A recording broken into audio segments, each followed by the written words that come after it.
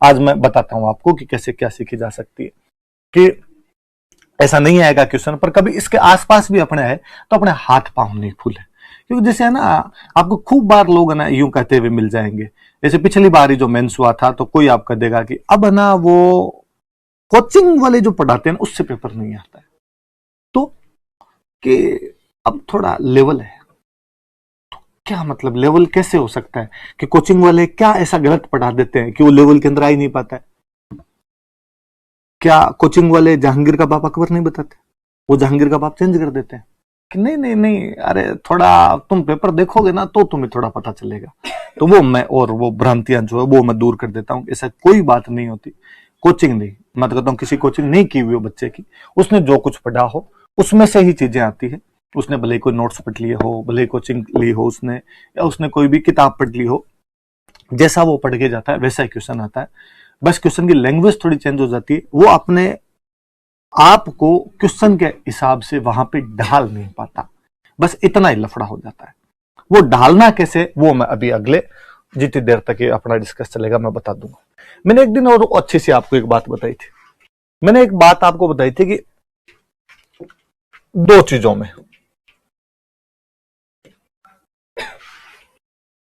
एक तो modern India में और एक वर्ल्ड हिस्ट्री में। मैंने आपको कहा था दो ही प्रकार बड़े क्वेश्चन के बारे में कहा था कि दो ही प्रकार के बड़े क्वेश्चन हो सकते हैं। या तो कोई कारण पूछेगा या कोई परिणाम पूछेगा।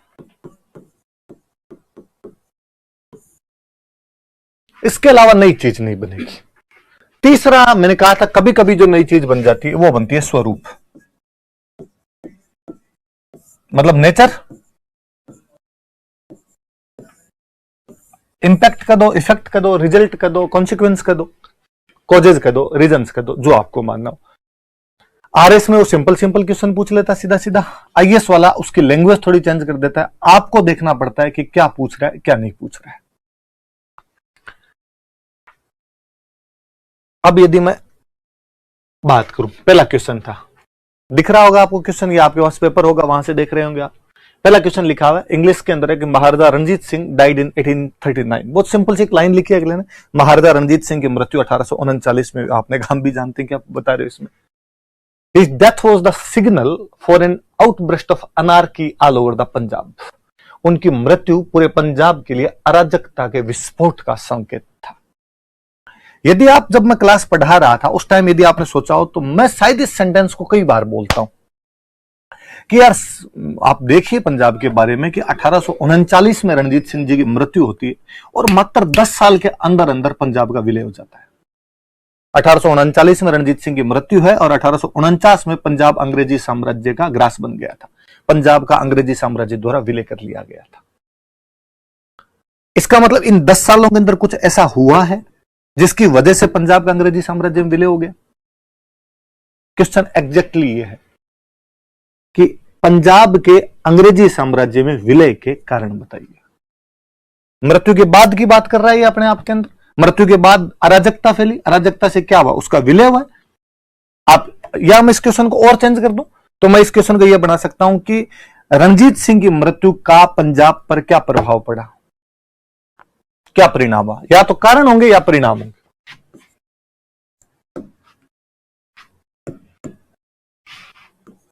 या तो क्वेश्चन जो होगा उसमें कारण होंगे या क्वेश्चन जो होगा उसमें परिणाम होंगे।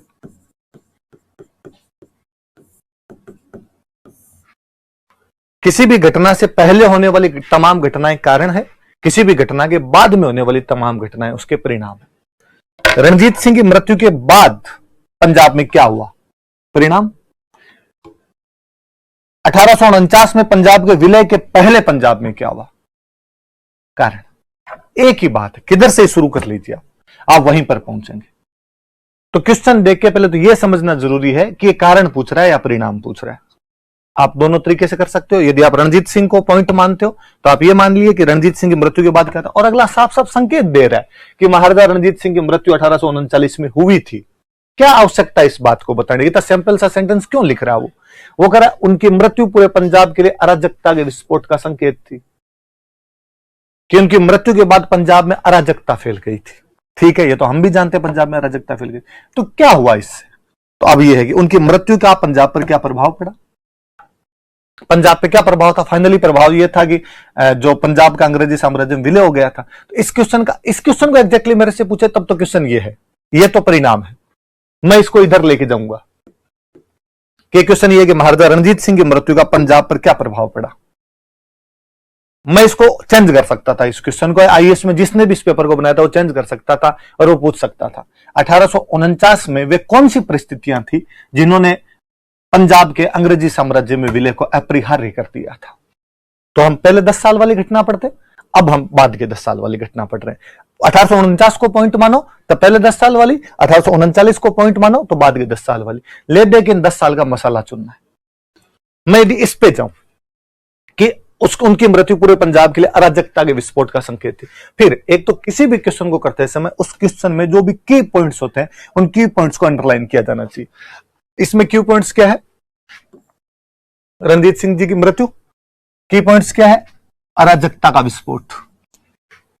अराजकता मतलब राज, मतलब राज खत्म हो जाना, कि रणजीत सिंह की मृत्यु के बाद पंजाब में राज खत्म हो गया था। लोग कोई किसी की बात मानने के लिए तैयार ही नहीं होता, उसको हम कहते हैं अराजकता, उसको हम कहते हैं अनार्की। तो उनकी मृत्यु के बाद पंजाब में अनार्की हो गई थी। तो अपने को बताना वो कैसे अनार्की हो गई थी, किस प्रकार की अनार्की थी, उसका क्या रिजल्ट निकला। आपने मैं यदि इस पे जाऊं यदि, तो मैं इस पॉइंट पे वापस आऊं कि अराजकता का विस्फोट हो गया था। कैसे? मैं कहूं कि पंजाब में अयोग्य उत्तराधिकारी थे।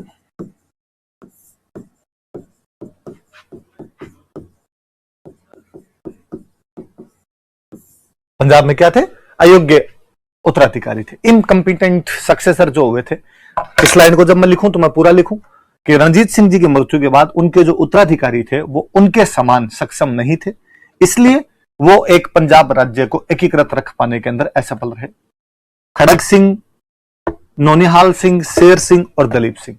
मैं जब लिखवा रहा था तब भी मैंने बात बताई थी कि खड़ग सिंह रणजीत सिंह का बेटा था, खड़ग सिंह बनता है।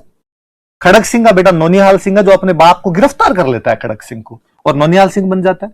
खड़ग सिंह की डेथ होती है जेल के अंदर रहते हुए। खड़ग सिंह को जलाने के लिए गए थे, वापस घर पे आए, उसी दिन नौनिहाल सिंह मर गया था।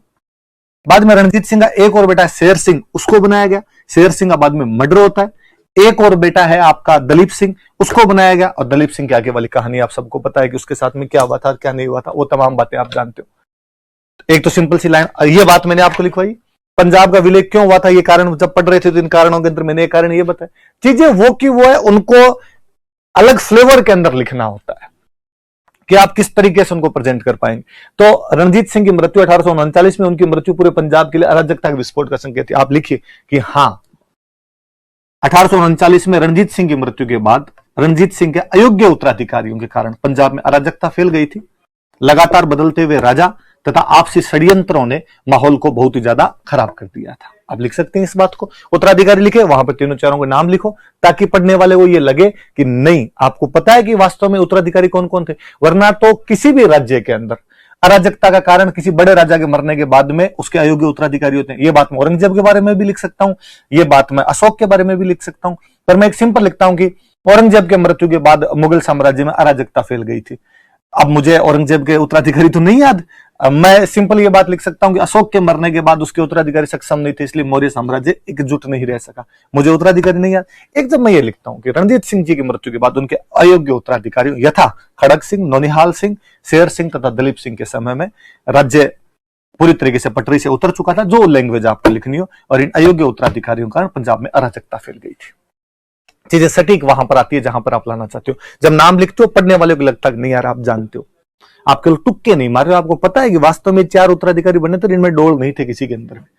और मैं बीच बीच में कई बार मैंने आपको बात बताई कि जब तक राजा सक्षम होता है तब तक अपने मंत्रियों पर कंट्रोल करता है, और जब राजा सक्षम नहीं होता है तो मंत्रियों पर उसका कंट्रोल पूरी तरीके से हट जाता है, और बाद में मंत्री किसी ना किसी का पक्ष लेके और भाइयों भाइयों को आपस में लड़वाने की कोशिश करते हैं, या मैं कहूं कि अपनी जो तुष्टि होती है उसको संतुष्ट करने का प्रयास करते हैं। जैसे हमने मुगलों में पढ़ा था कि औरंगजेब के बाद में जितने राजा बने थे उनको कभी सैयद गुट आ जाता है, कभी कोई जुल्फिकार खान आ जाता है, कभी इमादुल मुल्क आ जाता है, कोई ना कोई उनको बनाने की कोशिश कर रहे हैं। जैसे हम मराठों के अंदर पढ़ रहे थे कि मराठे है जो मराठों में आपके पेशवा जो है वो पहले छत्रपतियों को बनाने की कोशिश करते हैं और बाद में जो पेशवा कमजोर हुए तो सिंधिया होलकर हावी होने लग जाते हैं, ये पेशवा को बनाने की कोशिश करने लग जाते हैं। सेम यदि किसी ने ध्यान दिया तो मैं एक बात बोलता हूं बार बार कि लाहौर वाली संधि के टाइम के अंदर मतलब इतने पावरफुल हो गए थे इनके सामंत, गुलाब सिंह डोगरा जो था अंग्रेजों से कश्मीर खरीद लेता है।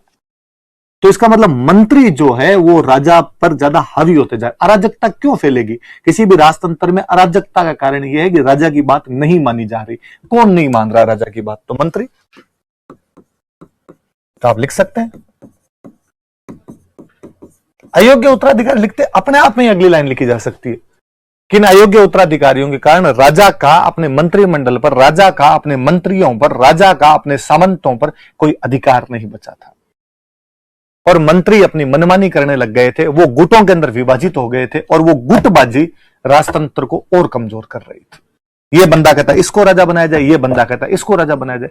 खड़ग सिंह अपने बाप नौनियाल सिंह अपने बाप खड़ग सिंह को गिरफ्तार करके राजा बन रहा है, इसका मतलब गुट बने हुए आपस के अंदर, तो आपसे गुटबाजी नहीं करती। और एक बात इसमें ध्यान रखना, कभी कोई दोबारा पंजाब का पूछे तो मैंने नहीं लिखवाया होगा तो उधर अपने आर्य समिति काम की भी बात नहीं होती। गुलाब सिंह डोगरा वाला याद रखना कि गुलाब सिंह डोगरा तो बाद में बाकायदा कश्मीर का स्वतंत्र राजा ही बन जाता है यार, इनसे अलग होकर। जिस प्रकार मोहम्मद शाह रंगीला के टाइम के अंदर खूब सारे जो उनके मंत्री थे अलग अलग राज्यों की स्थापना कर देते हैं, गुलाब सिंह डोगरा कश्मीर अलग से ले लेता है।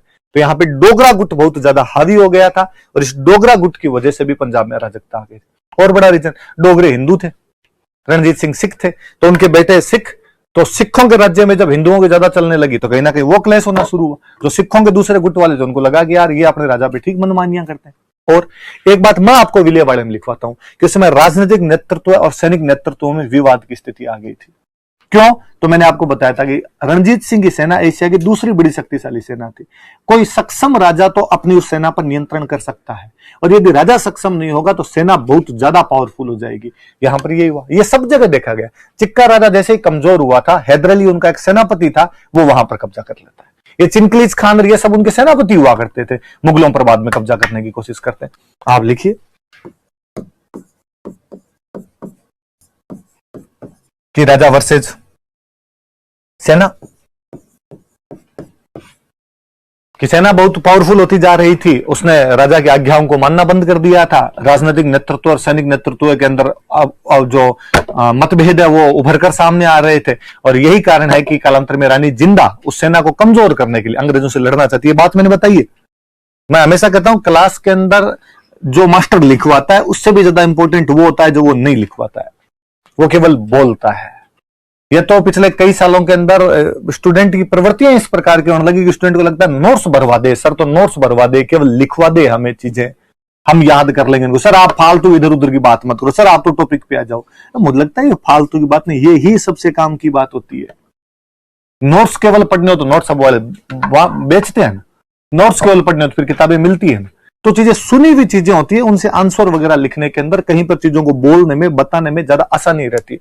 तो राजा और सेना के बीच के अंदर मतभेद उभर कर सामने आ रहे थे और राजा कमजोर होगा, जमींदार का दो, सामंत का दो, वो अत्याचार करने लग गए थे। कैसे? राजा कमजोर हो कैसे अत्याचार कर सकते हैं? रेवेन्यू बढ़ा देंगे।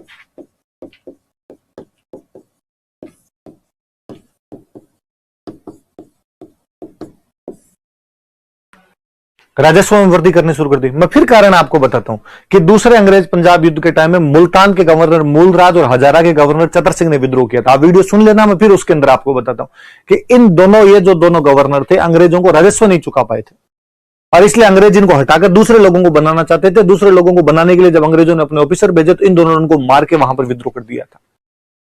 तो जो सामंत आपका जमींदार है वो कहीं ना कहीं आपके जो किसान है उन पे टैक्स बढ़ा रहा है, इस वजह से किसानों के अंदर अराजकता फैल रही है अपने आप में। यार ये क्या हो रहा है राज्य के अंदर?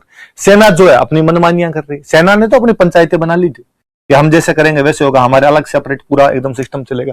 राजा और मंत्री आपस में नहीं बांध रहे। मंत्रियों के गुट अक्सर राजाओं को उठाने में, राजाओं को गिराने के अंदर मुख्य भूमिका निभाने लग गए थे। अयोग्य उत्तराधिकारी जो थे वो इन परिस्थितियों को समझ नहीं पाए थे। ये तो सीधी सीधी सी बात कि अराजकता के विस्फोट का संकेत था कि अराजकता कहां कहां दिखाई देती है। तो सिंपल पहली बात तो 60-70 शब्दों के अंदर तो ये लिखा जाना चाहिए आईएएस वाले जो क्वेश्चन होते हैं उनमें एक बहुत अच्छी बात होती है, वो केवल आपसे एक डायमेंशन नहीं मांगता, उसकी कई सारी डायमेंशन होती है। जो मैं उस दिन बता रहा था कि चर्बी वाले कारतूसों से 57 की क्रांति हुई, तो इसमें केवल चर्बी वाले कारतूस नहीं लिखना, अपने को खूब सारी बातें लिखनी। अब क्वेश्चन है कि उनकी मृत्यु पूरे पंजाब के लिए अराजकता के विस्फोट का संकेत था। तो एक तो ये पूरी बात लिख दी कि हाँ, रणजीत सिंह की मृत्यु के बाद में पंजाब में अराजकता फैल गई थी। क्यों? क्योंकि रणजीत सिंह की मृत्यु के बाद में उनके उत्तराधिकारी अयोग्य हो गए थे। ये उत्तराधिकारी थे। इन अयोग्य उत्तराधिकारियों के कारण मंत्रियों के गुट बन गए थे। वो अक्सर एक राजा को हटाने तथा दूसरे राजा को बनाने में लगे। आप देखो 10 साल में 4 राजा बन गए, एक राजा को हटाने और दूसरे राजा को बनाने के अंदर लग गए थे, और जो राज्य था वो षड्यंत्रों का अड्डा बनकर रह गया था। आप और लिखिए कि जो सेना थी वो रणजीत सिंह के टाइम में बहुत अधिक पावरफुल हो गई थी। उस सेना के भरोसे ही पंजाब ने अपना साम्राज्य विस्तार किया था। लेकिन अब सक्षम राजा के नहीं रहने पर वह जो सेना थी वह अब राज्य पर नियंत्रण स्थापित करना चाहती थी। इसलिए राजनीतिक नेतृत्व और सैनिक नेतृत्व में मतभेद उभर कर सामने आने लग गए थे, और कालांतर में प्रथम अंग्रेज सिख युद्ध के पीछे रानी जिंदा की सेना को समाप्त करने की महत्वाकांक्षाएं ज्यादा जिम्मेदार थी। आप और लिखिए कि जमींदार और सामंत जो थे उन्होंने अत्याचार करने शुरू कर दिए थे। वो अक्सर राजस्व बढ़ा दिया करते थे। इन वजह से पंजाब के अलग अलग क्षेत्रों के अंदर विद्रोह की संभावनाएं उमड़ रही थी। और आप इसी के अंदर अराजकता का और कारण क्या था? अराजकता का और कारण आप लिख सकते हैं रानी जिंदा की महत्वाकांक्षाएं, रानी जिंदा के जो एम्बिशंस थे,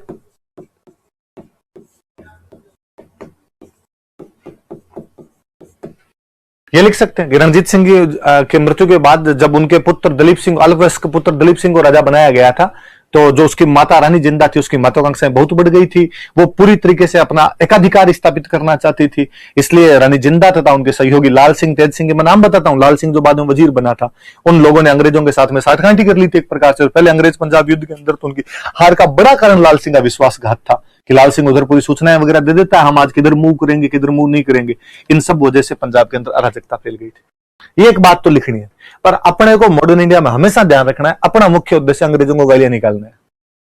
इसलिए ये सारी बात लिख के भाई, ये 60-70 शब्द हो जाएंगे आपके आराम से। भाई 5 पॉइंट लिखोगे, एक में 10-10, 12-12 शब्द लिखोगे, 60 शब्द हो जाएंगे। फिर नीचे लिखो कि हालांकि इन सब अराजकता के अलावा भी, या इस अराजकता के अलावा भी, रणजीत सिंह जी की मृत्यु के बाद अंग्रेजी साम्राज्यवाद भी एक मुख्य कारण था जिसने पंजाब में इस अराजकता को बढ़ावा देने का कार्य किया था।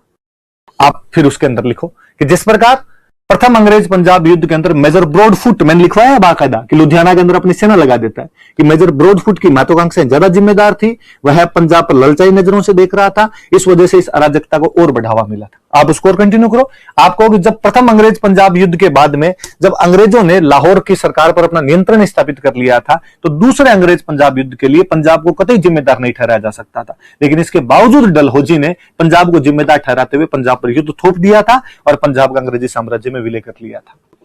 ये अंग्रेजों की साम्राज्यवाद की नीति थी। वो रणजीत सिंह जी की मृत्यु के बाद ही पंजाब के विलय के अवसर देख रहे थे। 1843 में सिंध के विलय के बाद ये निश्चित हो चुका था कि अब पंजाब का विलय दूर की बात नहीं है।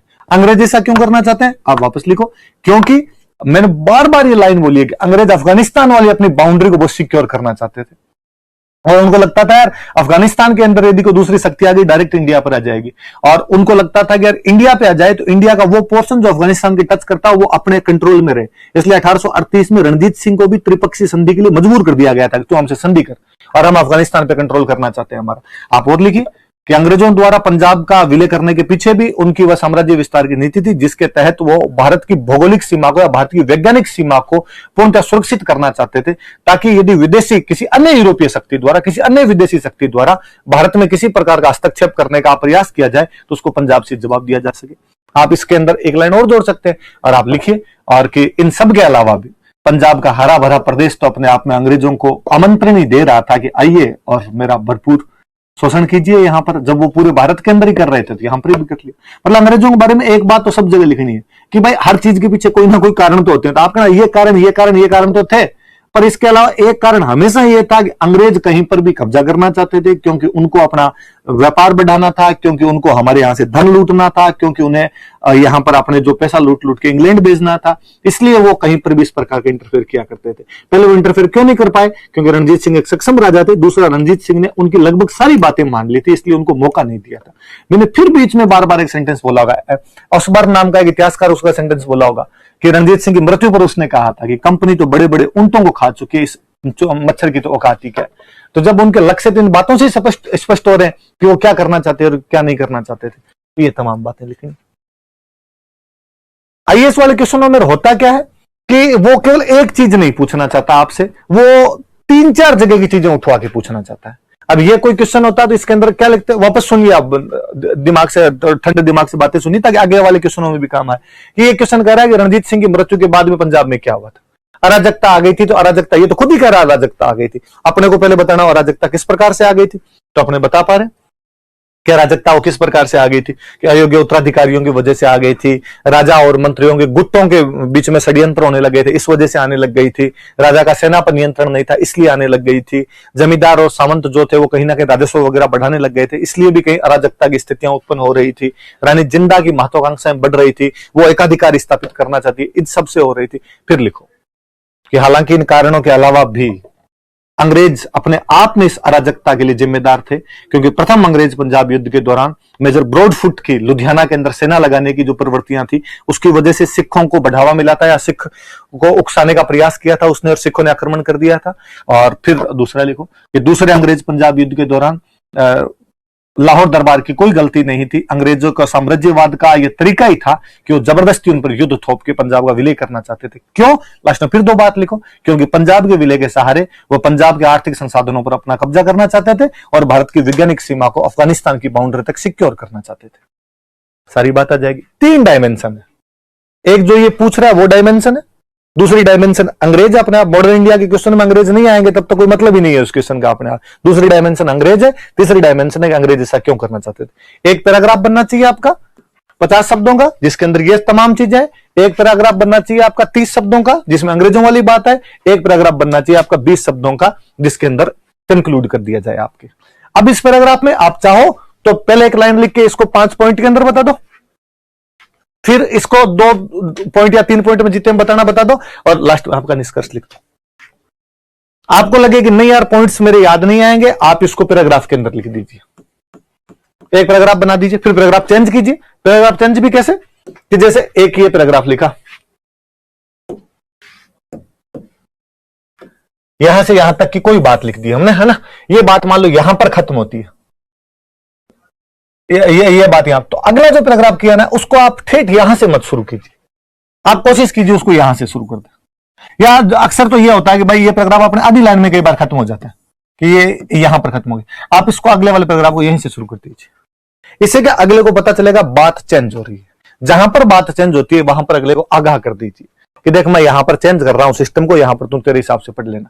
ऊपर मैंने ये रणजीत सिंह वाली बातें लिखी थी, अब अंग्रेजों वाली बात लिख रहा हूं, लास्ट में वापस अंग्रेजों वाली लिख दो, ये हो जाएंगे। अब इस क्वेश्चन को अब यदि ये पूछ ले पंजाब के विलय के क्या कारण थे तो भी यही बताना है, कोई ये पूछ ले रणजीत सिंह की मृत्यु के बाद में क्या हुआ तो भी ये बात बतानी, दोनों चीजें आ जाएगी। जो लिखवाया उनसे ही बताना है, कुछ भी नया नहीं बताया। ज्यादा आप ये कह सकते हो कि सर ये मंत्रियों वाला जो पॉइंट था आपने इस प्रकार से नहीं बताया था, एक पॉइंट यदि आप छोड़ भी दो तो बाकी सारे पॉइंट मेरे लिखवाए हुए या मेरे बोले हुए उनको डिलीवर करना था, उनको लिखने का तरीका क्या होना चाहिए ये करना था केवल।